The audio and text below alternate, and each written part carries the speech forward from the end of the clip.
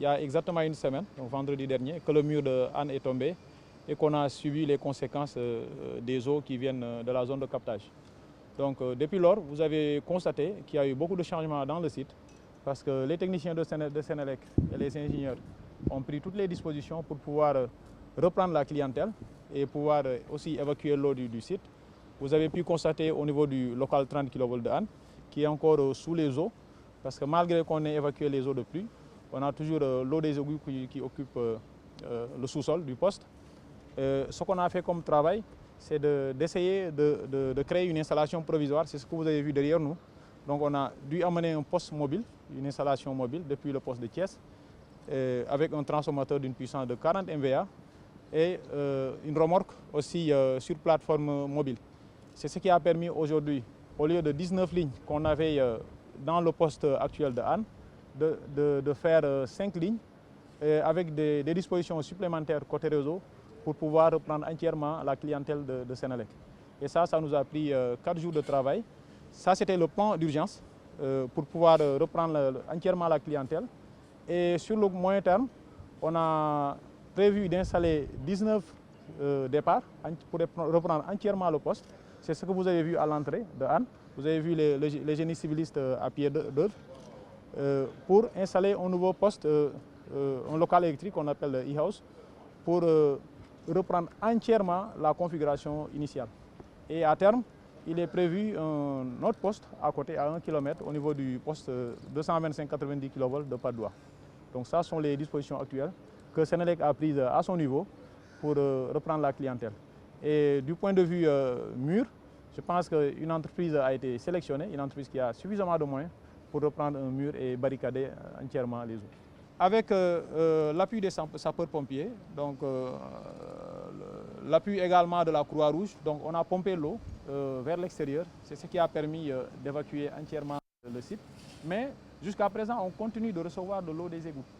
Effectivement, avec la dernière pluie du 5 août, le plan Orsec a été déclenché.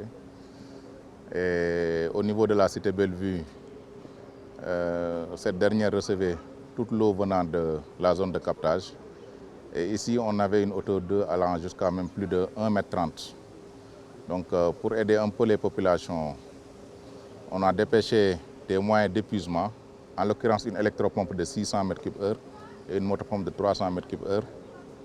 Et également, puisqu'il y a certains habitants de la cité qui avaient quitté les lieux, on avait mis en place un Zodiac pour leur permettre de sortir, puisque certains ne pouvaient pas se déplacer avec la hauteur de l'eau. Donc depuis 3 jours, la cité est pratiquement libérée. Il ne reste qu'une hauteur de pratiquement 10 cm. Et c'est de l'eau qui remonte pratiquement tous les matins. Donc c'est ça qu'on est en train de pomper en ce moment. Mais la cité Bellevue est carrément libérée. Donc la principale difficulté, c'est la remontée de la nappe. Comme j'ai dit, on est en train de pomper présentement, mais d'ici 1 à 2 heures, on ne pourra plus pomper parce qu'il n'y aura plus une hauteur importante. Malheureusement, le lendemain, l'eau va remonter et on va arriver à plus de 50 cm d'eau. Donc là, on est obligé de reprendre le pompage. Depuis les pluies diluviennes qui sont abattues à Dakar le vendredi passé, donc la Brigade nationale des sapeurs-pompiers a eu à déployer des dispositifs partout. Ici, au niveau de la zone de captage, on a eu à déployer une motopompe de 300 m3 et 2 motopompes de 150 m3 pour libérer le terrain et les maisons. Pour libérer le terrain et la rue principale de la zone de captage. Maintenant, au niveau des maisons environnantes, on a eu à libérer environ une trentaine de maisons, dont certains ont été repris plus de 2 à 3 fois. Donc c'est ce dispositif qui a été mis. On a engagé plus d'une trentaine de gradés et de sapeurs. Présentement, comme vous pouvez le constater, on peut dire qu'on a eu des résultats par rapport à ce qu'on avait trouvé quand on venait de s'installer. Le terrain est pratiquement traité, donc il ne reste que des flaques d'eau dont les motopompes ne peuvent plus aspirer. La rue principale aussi est pratiquement libérée. Et pour les maisons, on a eu des résultats. Seulement, il y a une remontée des nappes qui nous oblige à rester à chaque fois à attendre après quelques heures.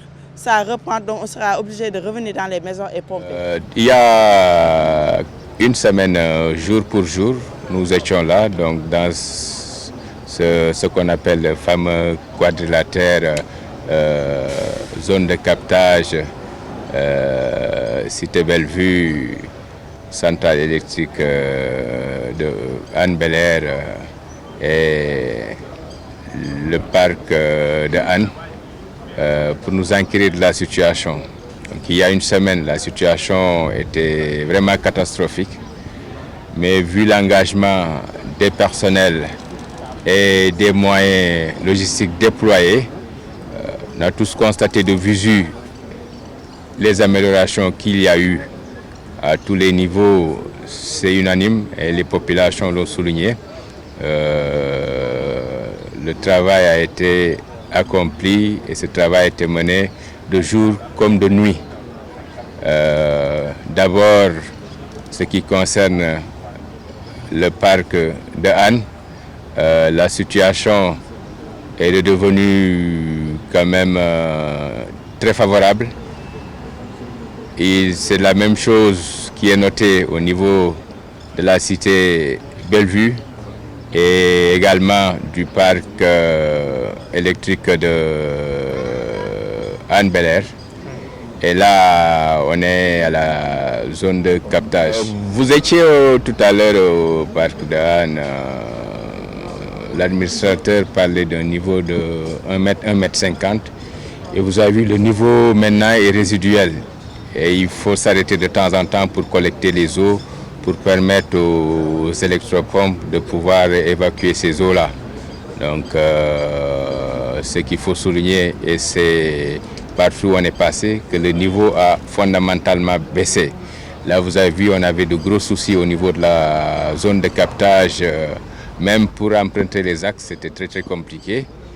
Et là, ce qu'il nous reste à faire, c'est les petites motopompes qui sont dans les domiciles pour essayer de sortir l'eau et de la rassembler au niveau du terrain de football pour pouvoir quand même avoir la quantité requise pour que celle-ci soit évacuée. Donc globalement, c'est ça qu'il faut retenir pour le travail accompli. Et je tiens à préciser que ce travail-là se faisait de nuit comme de jour. Les personnels et les moyens.